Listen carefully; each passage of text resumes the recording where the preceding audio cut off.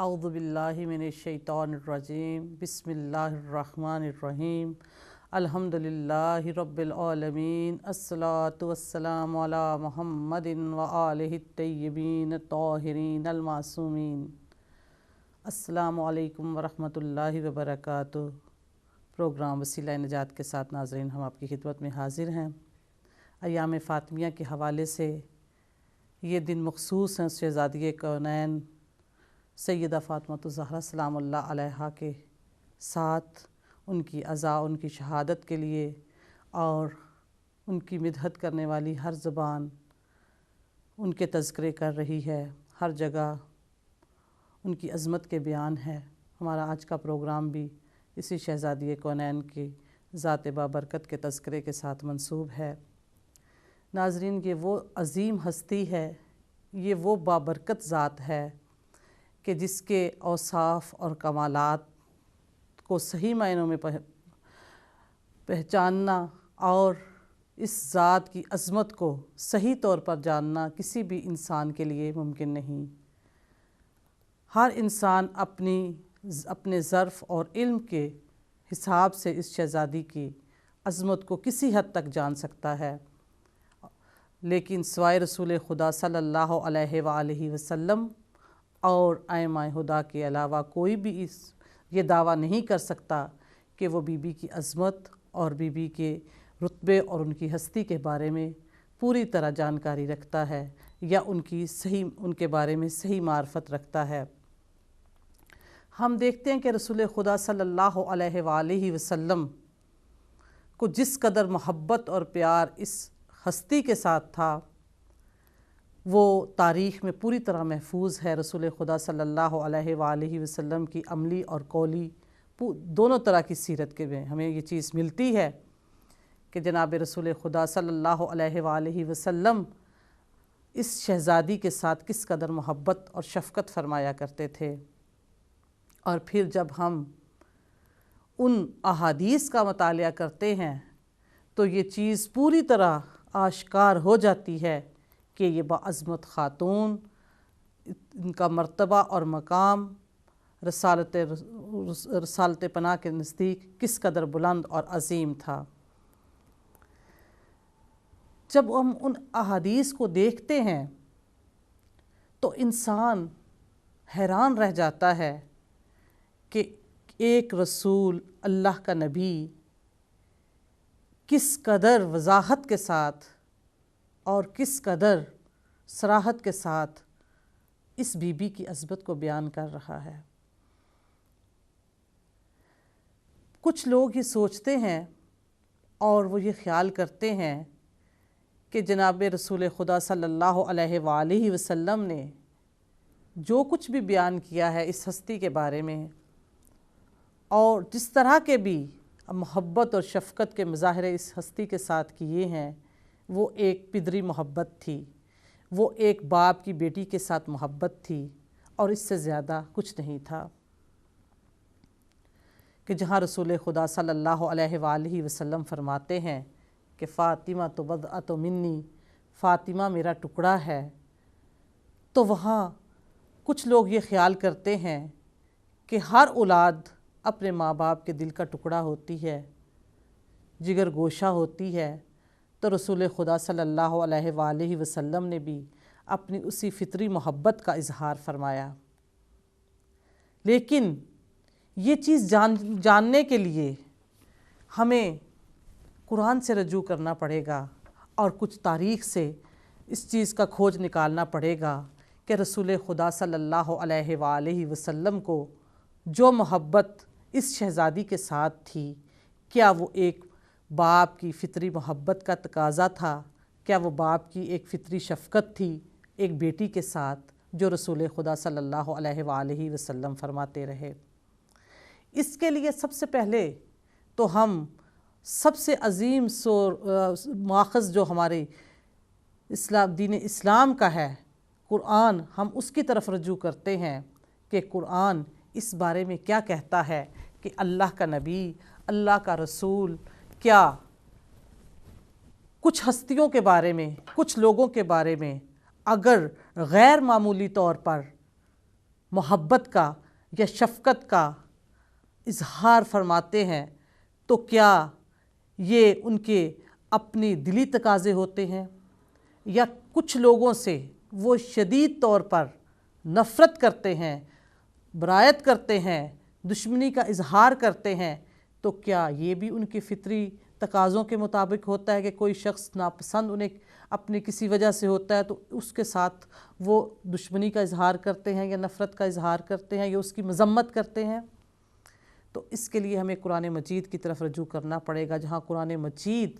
واضح طور پر یہ فرما رہا ہے کہ وما ینطق عن الہویٰ،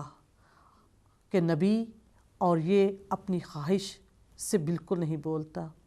جو کچھ ہوتا ہے، جو کچھ کہتے ہیں وہ وحی ہوتی ہے۔ یعنی رسول خدا صلی اللہ علیہ وآلہ وسلم کے بارے میں اس قرآنی آیت نے یہ واضح طور پر ان جیسے جاہل اور کم عقل اور کم فہم لوگوں کے لیے جو نبی کی تبلیغ کو اور ان کی ذاتی زندگی کو الگ قرار دیتے ہیں، جو نبی کے کچھ افعال کو تو ایز اے نبی ایک نبی کے طور پر مانتے ہیں اور کچھ چیزوں کو یہ کہہ کر دور کر دیتے ہیں اپنے سے اور ان پر عمل کرنے سے گریزاں نظر آتے ہیں اور ان پر زیادہ توجہ نہیں دیتے، یہ سوچ کر یا یہ کہہ کر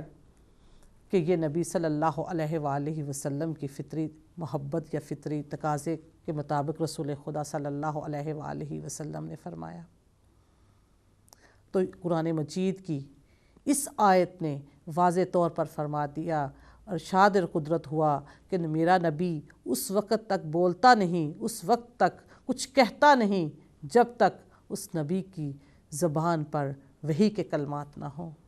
اور پھر ایک دوسری جگہ قرآن میں اس سے بھی زیادہ صراحت کے ساتھ رب العزت کا ارشاد ہوتا ہے، اور اگر یہ محمد صلی اللہ علیہ وآلہ وسلم ہم پر بعض باتوں پر افترا کرتا تو ہم ضرور اس کا داہنا ہاتھ پکڑ لیتے، پھر ہم ضرور اس کی شہرک کاٹ دیتے، یعنی ہلاک کر دیتے۔ ناظرین، یہ ان لوگوں کو منہ توڑ جواب ہے قرآن کے ان الفاظ میں کہ اللہ کتنے سخت الفاظ میں کہہ رہا ہے کہ اگر میرا رسول میری مرضی کے علاوہ کچھ اپنی طرف سے اضافہ کرتا یا کچھ اپنی طرف سے کہتا تو ہم یقیناً اس کو ہلاک کر دیتے۔ قرآن میں یہ بہت سخت الفاظ میں ان لوگوں کے لیے منہ توڑ جواب ہے کہ رسول خدا صلی اللہ علیہ وآلہ وسلم کی زندگی کا ہر پہلو، چاہے وہ تبلیغ اسلام سے متعلق ہو یا وہ معاشرت سے متعلق ہو یا رسول خدا صلی اللہ علیہ وآلہ وسلم کی ذاتی زندگی سے متعلق ہو، رسول خدا کا ہر قدم، ہر کام، ہر فرمان وحی الہی کے عین مطابق ہوتا ہے۔ اور پھر اگر ہم تاریخ کا مطالعہ کریں تو ہم یہ چیز دیکھتے ہیں کہ اگر رسول خدا صلی اللہ علیہ وآلہ وسلم جناب فاطمہ الزہرا سے محبت صرف اس وجہ سے کرتے تھے کہ وہ ان کی بیٹی تھیں اور یہ رشتے کا تعلق تھا، یہ ایک قلبی تعلق تھا، تو ہم یہ چیز دیکھتے ہیں کہ رشتوں کے معاملے میں جب یہ بات آتی ہے تو ہم یہ دیکھتے ہیں کہ رسول خدا صلی اللہ علیہ وآلہ وسلم حضرت علی علیہ السلام سے کس قدر محبت اور شفقت فرماتے تھے۔ کہا جا سکتا ہے کہ رسول خدا کے چونکہ وہ چچا زاد بھائی تھے، اس وجہ سے رسول خدا صلی اللہ علیہ وآلہ وسلم دوسرے تمام لوگوں سے زیادہ حضرت علی علیہ السلام سے محبت اور شفقت فرماتے تھے۔ اور پھر ہم دیکھتے ہیں کہ ہجرت کے موقع پر جب رسول خدا صلی اللہ علیہ وآلہ وسلم نے مسلمانوں کے درمیان، مہاجرین اور انصار کے درمیان اخوت کا رشتہ قائم کیا، تعلق قائم کیا، تو وہاں بھی حضرت علی علیہ السلام کو اپنا بھائی بنایا اور کہا کہ علی تم دنیا اور آخرت میں میرے بھائی ہو۔ تو کیا اور بھی بہت سارے مقامات پہ ہم دیکھتے ہیں کہ رسول خدا صلی اللہ علیہ وآلہ وسلم اس ہستی کے ساتھ کس قدر محبت اور شفقت فرماتے تھے۔ تو ناظرین، اگر یہ سوچا جائے کہ یہ محبت رشتے کی وجہ سے تھی، چونکہ حضرت علی علیہ السلام کے ساتھ رسول خدا کا ایک نسبی رشتہ تھا، ایک خودی تعلق تھا، وہ ان کے چچا زاد بھائی تھے، تو اس وجہ سے حضرت علی علیہ السلام کے ساتھ ان کی محبت اور شفقت زیادہ تھی۔ تو ہم یہ دیکھتے ہیں کہ حضرت علی علیہ السلام کے 3 اور بھی بھائی تھے، خود حضرت طالب، جن کے نام کی وجہ سے ابو طالب کی کنیت حضرت عمران کو نصیب ہوئی، اور وہ مشہور ہوئے ابو طالب کی کنیت کی وجہ سے حضرت علی کے علیہ السلام کے والد محترم، اور پھر ان کے بھائی جعفر طیار اور حضرت عقیل، یہ تینوں حضرت علی کے بھائی جو رسول خدا سے رشتے میں ان کے چچا زاد بھائی تھے، تو کیا ان کے ساتھ بھی رسول خدا صلی اللہ علیہ وآلہ وسلم کا اتنا ہی قلبی لگاؤ تھا جتنا حضرت علی علیہ السلام کے بارے میں تھا؟ نہیں ناظرین، تاریخ بتاتی ہے کہ رسول خدا صلی اللہ علیہ وآلہ وسلم اگرچہ ان سے بھی بہت پیار کرتے تھے، اور ہمیں تاریخ میں یہ بھی ملتا ہے کہ جب جنگ خیبر کے موقع پر مسلمانوں کو فتح نصیب ہوئی، تو یہ وہ موقع تھا کہ جب حضرت جعفر طیار حبشہ سے جو ہجرت کر کے جو حبشہ گئے ہوئے تھے، وہ بھی اسی وقت واپس آئے، تو رسول خدا صلی اللہ علیہ وآلہ وسلم نے یہ جملہ ارشاد فرمایا کہ مجھے نہیں سمجھ آتی کہ میں فتح خیبر کی خوشی کو زیادہ مناؤں یا جعفر کے حبشہ سے واپسی پر زیادہ خوشی کا اظہار کروں۔ تو ناظرین، اس چیز سے پتہ چلتا ہے کہ رسول خدا صلی اللہ علیہ وآلہ وسلم اگر کسی سے محبت اور شفقت فرماتے تھے تو اس وجہ سے کہ وہ ہستی خدا کے نزدیک ایک محترم، معزز اور ایک خاص مقام رکھنے والی ہستی تھی۔ سیدہ فاطمہ الزہرا کے بارے میں جب ہم دیکھتے ہیں تو رسول خدا صلی اللہ علیہ وآلہ وسلم کی شفقت ایک دختر سے زیادہ ایک کنیز خدا کے ساتھ تھی۔ جو کمالات اور اوصاف اور جو عظمت کی بلندی سیرت سیدہ فاطمہ الزہرا میں تھی، رسول خدا اس کا بخوبی مشاہدہ کر چکے تھے، اور یہ جان چکے تھے کہ میری یہ بیٹی کس مقام اور مرتبے کی حامل ہے۔ اور پھر خدا کی طرف سے بھی جو نبی کے اوپر ذمہ داریاں عائد ہوتی تھیں، جن ہستیوں کا تعارف خدا کی جانب سے کروانا نبی کی ذمہ داری ہوتی تھی، یہ اس کا بھی تقاضا تھا کہ ہر موقع پر، ہر مقام پر رسول خدا صلی اللہ علیہ وآلہ وسلم امت کو اپنی اس بیٹی کی عظمت سے آگاہ فرمائے، امت کو اس بیٹی کے مقام اور مرتبے اور قدر و منزلت سے آگاہ فرمائے، اور رسول خدا صلی اللہ علیہ وآلہ وسلم اس کا اظہار کرتے رہے۔ کوئی بھی نبی جب بھی کسی ہستی سے محبت کرتا ہے تو صرف اس وجہ سے کہ وہ محبوب خدا ہوتی ہے۔ اگر ہم تاریخ میں پچھلے انبیاء کی زندگیوں کا مطالعہ کریں اور جائزہ لیں تو ہم دیکھتے ہیں کہ حضرت ابراہیم خلیل اللہ جو بڑھاپے میں خداوند تعالیٰ نے انہیں حضرت اسماعیل جیسے بیٹے کی نعمت سے نوازا، ایک ایسا بیٹا جو بہت زیادہ آرزوؤں کے ساتھ اور بہت زیادہ انتظار کے بعد آپ کی زندگی میں آیا ہو، وہ حسین و جمیل بیٹا آپ کو کس قدر عزیز ہوگا۔ لیکن جب خدا کی طرف سے اس بیٹے کی قربانی کا حکم دیا گیا تو ناظرین، اب یہ محبت جو حضرت ابراہیم کو حضرت اسماعیل کے ساتھ تھی، وہ محبت خدا کی محبت پر غالب آ گئی، اس لیے کہ انبیاء کی محبت بھی خدا کے لیے ہوتی ہے، اور ان کا اظہار نفرت، اظہار برایت بھی خدا کے لیے ہی ہوتا ہے۔ اور پھر حضرت ابراہیم تاریخ میں اس بیٹے کو جو ان کے بڑھاپے میں خدا تعالیٰ نے ایک نعمت کے طور پر ان کو عطا کیا تھا، وہ حکم خدا اور محبت خدا میں اس بیٹے کو قربان کرنے کے لیے آمادہ ہو گئے، اور خدا نے وَفَدَيْنَهُ بِذِبْحٍ عَظِيمٍ میں اس قربانی کو بدل دیا۔ یعنی حضرت ابراہیم کہ جب خدا کا حکم آیا تو پھر حضرت اسماعیل کی حیثیت ایک خدا کی راہ میں قربان کیے جانے والی چیز سے زیادہ نہیں تھی۔ حضرت یعقوب کے سلسلے میں جب ہم دیکھتے ہیں تو علامہ مجلسی نے بڑی خوبصورت بات اس سلسلے میں کہی، اور انہوں نے اپنی جو لطیف تحقیق اس معاملے میں کی، تو وہ لکھتے ہیں کہ کچھ لوگ شاید یہ خیال کرتے ہوں کہ حضرت یوسف علیہ السلام سے جو محبت حضرت یعقوب علیہ السلام کو تھی وہ اس وجہ سے تھی کہ وہ ان کے سب سے چھوٹے بیٹے تھے یا چہیتے بیٹے تھے یا سب سے خوبصورت بیٹے تھے، اس وجہ سے حضرت یعقوب علیہ السلام کو حضرت یوسف علیہ السلام سے محبت تھی۔ وہ کہتے ہیں کہ اگر کچھ لوگ یہ خیال کرتے ہیں تو یقیناً وہ احمقانہ سوچ رکھتے ہیں، وہ نبیوں کے، وہ انبیاء کے مقام و منزلت کو نہیں جانتے کہ کوئی نبی، اللہ کا کوئی رسول بھی کسی ہستی سے محبت اپنے نفس کی وجہ سے نہیں کرتا، اپنی ذات کی وجہ سے نہیں کرتا۔ اور حضرت یعقوب کے بیٹوں کے بارے میں بھی ہم دیکھتے ہیں کہ ان کے جو باقی بیٹے تھے وہ بھی یہی خیال کرتے تھے کہ ہم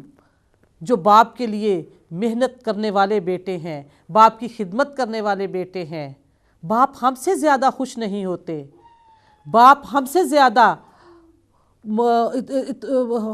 زیادہ اس سب سے چھوٹے بیٹے سے زیادہ کیوں محبت کرتے ہیں۔ تو علامہ مجلسی کہتے ہیں کہ حضرت یعقوب کی حضرت یوسف سے محبت صرف اس وجہ سے تھی کہ وہ ان کے سب بیٹوں میں سے زیادہ، خدا نے ان کے سب بیٹوں میں سے اس بیٹے کو خصوصی مقام و مرتبہ عطا کیا تھا، اور یہ اشارے ان کی زندگی میں آ چکے تھے کہ یہ خدا کے حضرت یعقوب کے بعد یہ خدا کے برگزیدہ بندے اور اللہ کے نبی ہوں گے۔ تو حضرت یعقوب کی حضرت یوسف سے محبت صرف اس وجہ سے تھی کہ وہ خدا کے پسندیدہ اور خدا کے برگزیدہ تھے، اور وہ خدا کی محبت کی وجہ سے کہ چونکہ خدا نے ان کے تمام بیٹوں میں سے حضرت یوسف کو چنا تھا، اور حضرت یوسف کو وہ مقام اور مرتبہ اور بلندی خدا عطا کرنے والا تھا، تو یہی وجہ تھی کہ حضرت یوسف علیہ السلام سے حضرت یعقوب علیہ السلام کو خصوصی اور دلی لگاؤ تھا۔ ناظرین، انبیاء اگر کسی سے محبت کرتے ہیں تو صرف اس وجہ سے کہ وہ خدا کے نزدیک محبت کے قابل اور خدا کے نزدیک کسی خصوصی مقام اور مرتبے کا حامل ہوتا ہے۔ انبیاء کسی سے اپنے نفسانی خواہشات کی وجہ سے محبت نہیں کرتے۔ تو یہی چیز ہمیں رسول خدا صلی اللہ علیہ وآلہ وسلم کی زندگی میں نظر آتی ہے کہ انہوں نے اگر کچھ ہستیوں کا تعارف کروایا، خصوصی تعارف کروایا، کچھ ہستیوں سے خصوصی محبت کا اظہار کیا، خصوصی لگاؤ کا اظہار کیا، تو صرف اس وجہ سے کہ وہ خدا کے نزدیک خصوصی مقام اور خصوصی مرتبے کے حامل تھے۔ سیدہ فاطمہ الزہرا سلام اللہ علیہا کے بارے میں جب ہم دیکھتے ہیں کہ رسول خدا صلی اللہ علیہ وآلہ وسلم اگر یہ فرماتے ہیں کہ فاطمہ میرا ٹکڑا ہے، تو اس کا مطلب یہ ہے کہ رسول خدا صلی اللہ علیہ وآلہ وسلم ایک باپ کی شفقت یا باپ کی محبت کا اظہار نہیں کر رہے، وہ بی بی کے اس معنوی اور روحانی پہلو کی طرف اشارہ کر رہے ہیں جو بی بی کو نسبت رسول خدا صلی اللہ علیہ وآلہ وسلم سے ایک نبی کی حیثیت سے ہے کہ فاطمہ اگر ٹکڑا ہے تو وہ ایک نبوت کا ٹکڑا ہے۔ فاطمہ مشن نبوت کے لیے ایک اہم ترین رکن کی حیثیت رکھتی ہے۔ فاطمہ مشن اسلام کے لیے اتنی ہی اہم ہے جتنی رسول خدا صلی اللہ علیہ وآلہ وسلم کی اپنی ذات۔ فاطمہ کے لیے باپ کا مشن، رسول خدا کا مشن اپنی جان سے بڑھ کر بھی عزیز ہے، اور کیوں نہ رسول خدا صلی اللہ علیہ وآلہ وسلم فاطمہ کو اپنا ٹکڑا قرار دیں کہ فاطمہ ہر معاملے میں، زندگی کے ہر شعبے میں جناب سیدہ فاطمہ الزہرا کی ذات اپنے باپ کی تعلیمات کا مکمل نمونہ نظر آتی ہیں۔ رسول خدا صلی اللہ علیہ وآلہ وسلم کی ایک اور چیز جو سیدہ فاطمہ الزہرا سلام اللہ علیہا کے بارے میں خصوصی طور پر نظر آتی ہے، اگر ہم رسول خدا صلی اللہ علیہ وآلہ وسلم کی ان تمام احادیث کو اگر تھوڑی دیر کے لیے ایک طرف رکھ دیں اور صرف رسول خدا کی سیرت کا، صرف جناب سیدہ کے بارے میں ایک پہلو ہم مد نظر رکھیں، تو ہمارے اوپر جناب سیدہ فاطمہ زہرا سلام اللہ علیہا کی پوری سیرت اور ان کا تمام مقام و مرتبہ ہم پر واضح ہو جاتا ہے۔ تاریخ بتاتی ہے کہ رسول خدا صلی اللہ علیہ وآلہ وسلم جب بھی کہیں سفر پر جاتے تو جس ہستی سے وہ سب سے آخر میں ملنا پسند کرتے وہ ذات جناب سیدہ فاطمہ الزہرا سلام اللہ علیہا ہوتی، اور جب سفر سے واپس آتے تو جس ہستی سے سب سے پہلے ملاقات کرتے وہ سیدہ فاطمہ الزہرا سلام اللہ علیہا کی ذات ہوتی۔ اور ایک اور خصوصی بات کہ جب سیدہ فاطمہ الزہرا سلام اللہ علیہا اپنے بابا کے پاس تشریف لاتی تو رسول خدا صلی اللہ علیہ وآلہ وسلم ان کے احترام کے لیے اٹھ کھڑے ہوتے۔ ناظرین، یہ ہے نا ایک بہت حیرانگی کی بات، اور انسان چاہے وہ کسی بھی مذہب و ملت سے تعلق رکھتا ہو، کسی بھی قوم سے تعلق رکھتا ہو، اس کے لیے یہ بات یقیناً حیرانگی کی ہوگی، کیونکہ کسی بھی دین میں، کسی بھی مذہب میں، کسی بھی معاشرے میں آپ کو یہ چیز نظر نہیں آئے گی کہ ایک باپ اپنی بیٹی کا اس طرح غیر معمولی احترام کر رہا ہو، اور باپ بھی کوئی معمولی ہستی رکھنے والا نہ ہو، باپ بھی کوئی عام انسان نہ ہو، باپ سید الانبیاء ہو، سید المرسلین ہو، ایسا باپ جس کا احترام دنیا کے ہر فرد پر بلکہ کائنات کی ہر چیز پر جس کا احترام واجب ہو، وہ باپ اپنی بیٹی کا اس قدر غیر معمولی احترام کرے تو یقیناً یہ چونکنے کی بات ہے۔ کیونکہ اگر یہ چیز سنت رسول ہوتی اور تاریخ میں ہر بیٹی کا، تاریخ اسلام میں ہر بیٹی کا احترام باپ کے لیے ضروری ہوتا، اور بیٹیوں کا، ہر بیٹی کا مقام اور مرتبہ اتنا بلند ہوتا تاریخ اسلام میں یا دین اسلام میں کہ ہر باپ کو بیٹی کا احترام کرنا لازم ہوتا، تو آج آپ کو ہر مسلمان گھرانے میں یہ چیز نظر آتی۔ لیکن اس کے برعکس ہم یہ دیکھتے ہیں کہ ہر مسلمان گھر میں باپ کا احترام کیا جاتا ہے۔ جب باپ آئے تشریف لائیں تو بیٹیاں احترام کے لیے کھڑی ہوتی ہیں، اولاد باپ کے احترام کے لیے کھڑی ہوتی ہے۔ کسی بھی جگہ ہمیں یہ چیز نظر نہیں آتی، اور اگر یہ ایک عام سی چیز ہوتی، صرف رسول کا ایک عام طریقہ ہوتا، اپنی بیٹی کے لیے ایک محبت کا ایک اظہار ہوتا، تو کہاں گئے وہ سارے لوگ، وہ سارے مسلمان جو رسول خدا صلی اللہ علیہ وآلہ وسلم کی ہر بات کو سنت سمجھتے ہیں اور اس پر عمل کرنا اپنے لیے باعث افتخار سمجھتے ہیں۔ تو رسول خدا صلی اللہ علیہ وآلہ وسلم کی یہ سیرت کا یہ نمونہ پھر آج تک مسلمانوں کے لیے سیرت اس کا قابل عمل کیوں نہیں بن سکا؟ اور یہ چیز اگر آج بھی اگر حیرانگی کا باعث ہے تو اس وقت بھی تھی، اور اس کا اظہار بھی کیا گیا۔ تاریخ میں ہمیں حضرت عائشہ صدیقہ کے حوالے سے اور حضرت ام سلمہ کے حوالے سے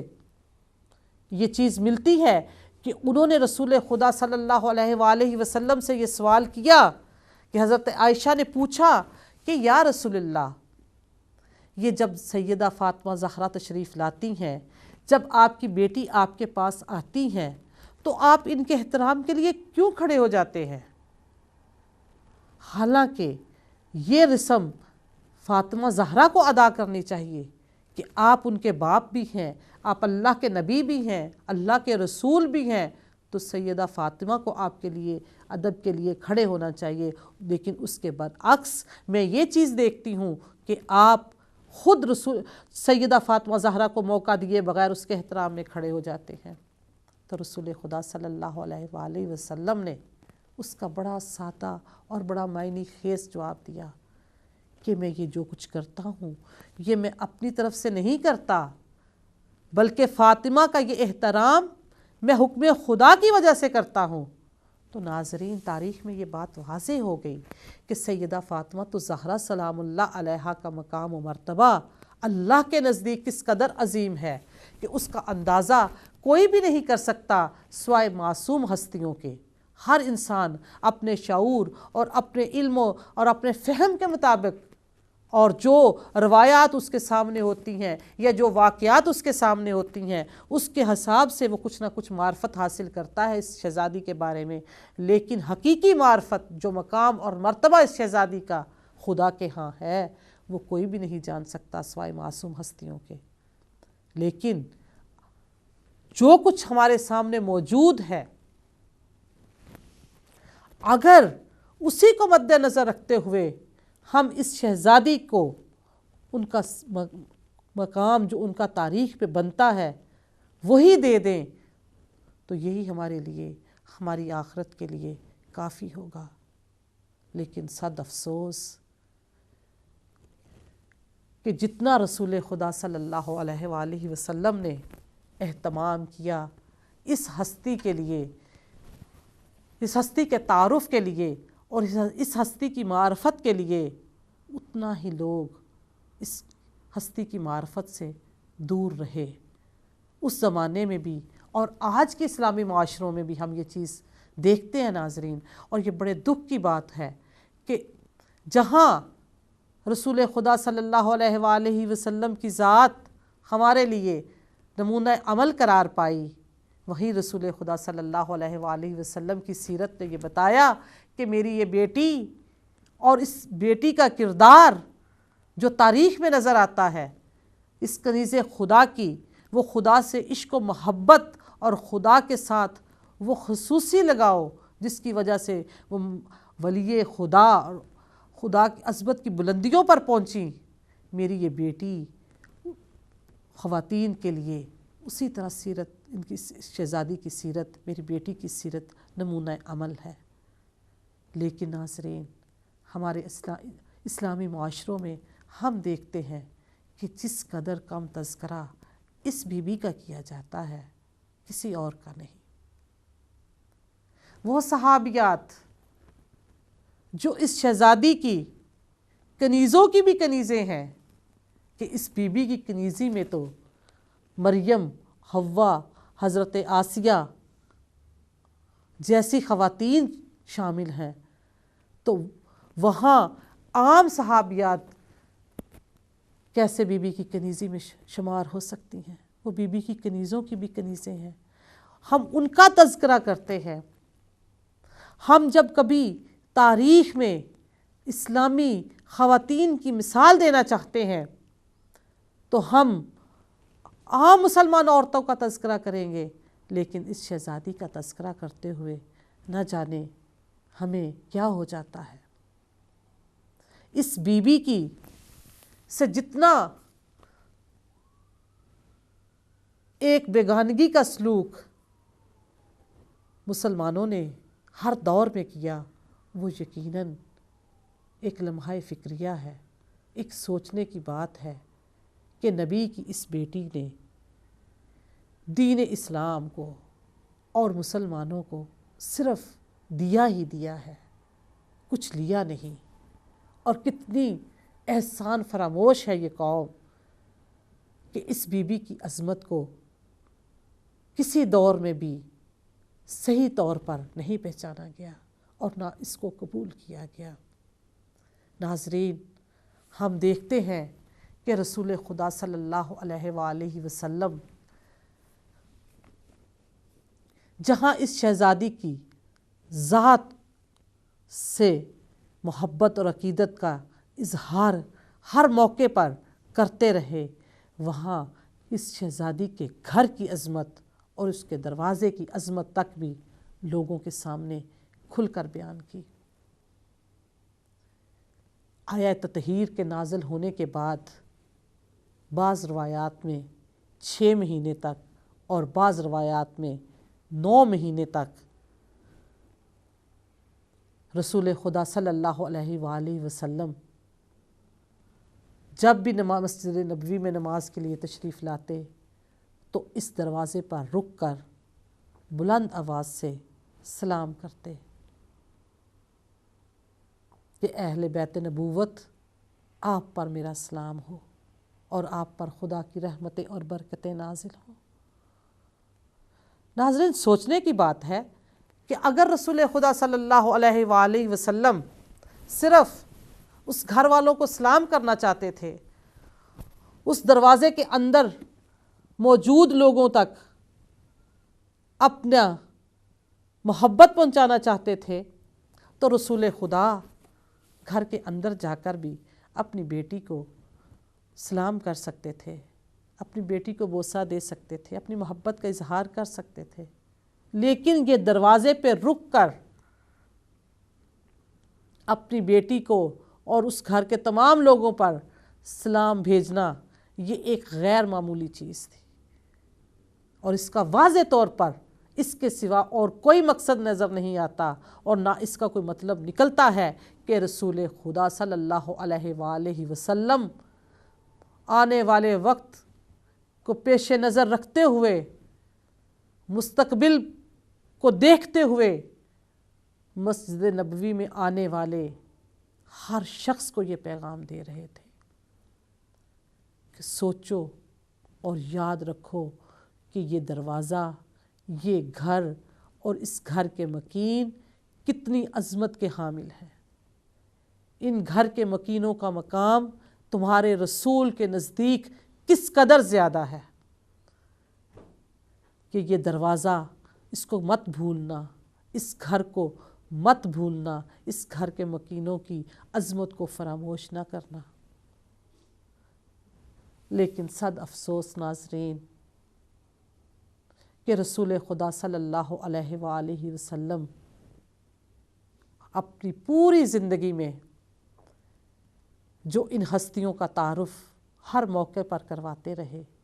ان کی عظمت کو بیان کرتے رہے اور لوگوں کو بتاتے رہے کہ یہ وہ ہستیاں ہیں، اور خاص طور پر میری بیٹی، کہ جو اس کو خوش کرے گا وہ مجھے خوش کرے گا، اور جو مجھے خوش کرے گا وہ خدا کو خوش کرے گا۔ اور پھر دیکھیے اللہ کا رسول کتنے معنی خیز انداز میں اور کس قدر جھنجھوڑ دینے والے الفاظ استعمال کرتے ہیں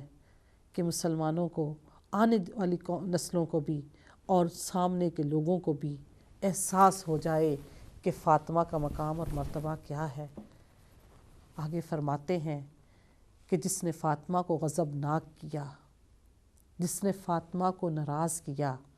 اس نے مجھے ناراض کیا۔ ناظرین، سوچنے کی بات ہے، اگر رسول خدا صلی اللہ علیہ وآلہ وسلم کو سب اچھا کی امید تھی، اور اگر تاریخ میں کچھ بھی برا نہیں ہونا تھا، اور تاریخ میں کچھ برا نہیں ہوا، جیسے کہ کہا جاتا ہے کہ کچھ بھی نہیں ہوا، رسول خدا صلی اللہ علیہ وآلہ وسلم کے عاشق اور پروانے اس دور میں بھی سب تھے اور آج بھی ہیں، اور اس دور میں سب رسول سے محبت کرنے والے تھے، تو ظاہر ہے کہ رسول سے منسلک ہر چیز سے محبت کرتے ہوں گے، اور پھر سب سے زیادہ محبت کے حقدار رسول کے گھر والے ہوں گے۔ تو ظاہر ہے کہ سیدہ فاطمہ الزہرا کی ایک رسول کی بیٹی ہونے کی حیثیت سے بھی، اور پھر رسول کے غیر معمولی برتاؤ کی وجہ سے بھی لوگوں میں یہ معرفت ضرور ہوگی اس زمانے میں بھی کہ یہ بیٹی رسول خدا صلی اللہ علیہ وآلہ وسلم کی خصوصی محبت اور احترام کی مستحق ہے۔ پھر جب رسول کو یہ پتہ تھا کہ ہر دور میں میرے محبت کرنے والے عاشق رہیں گے، اور ظاہر ہے جو عاشق ہوتا ہے وہ اپنے جو معشوق ہوتا ہے وہ اپنے عاشق سے منسوب ہر چیز سے محبت کرتا ہے، تو میری بیٹی سے بھی ہر مسلمان میری بیٹی سے بھی محبت کرے گا، عزت کرے گا، احترام کرے گا، اس کی معرفت کرے گا، حاصل کرے گا، اس کی سیرت پر چلے گا۔ تو پھر رسول خدا صلی اللہ علیہ وآلہ وسلم نے یہ جملے کیوں ارشاد فرمائے کہ جس نے فاطمہ کو ناراض کیا اس نے مجھے ناراض کیا۔ اور تاریخ میں شاید ہی کسی اور کے بارے میں رسول نے یہ الفاظ استعمال کیے ہوں کہ جس نے کسی اور کو ناراض کیا اس نے مجھے ناراض کیا۔ یہ صرف اور صرف خصوصی الفاظ سیدہ کے بارے میں استعمال کیے گئے۔ تو پھر یہ چیز ظاہر کرتی ہے کہ یقیناً تاریخ میں اس وقت یا آنے والے وقت میں کچھ ایسے لوگ ضرور رسول کی نظر میں ہوں گے جن سے رسول خدا صلی اللہ علیہ وآلہ وسلم کو خدشہ ہوگا کہ یہ تاریخ میں یہ لوگ میری بیٹی کو ناراض کریں گے۔ اور فاطمہ بھی رسول کی بیٹی ہے، وہ ناحق کسی پر ناراض ہونے والی نہیں ہے۔ اگر جناب سیدہ فاطمہ الزہرا عین بین ہو بہو سیرت محمد صلی اللہ علیہ وآلہ وسلم کی حامل نہ ہوتی تو عصمت کے مقام پر نہ ہوتی۔ عصمت کا مقام جو انہیں خدا کی طرف سے عطا کیا گیا، اور آیہ تطہیر جو ان کی شان میں نازل کی گئی، وہ واضح طور پر بتاتی ہے کہ فاطمہ زہرا سلام اللہ علیہا کی خوشنودی خدا کی خوشنودی ہے، کیونکہ فاطمہ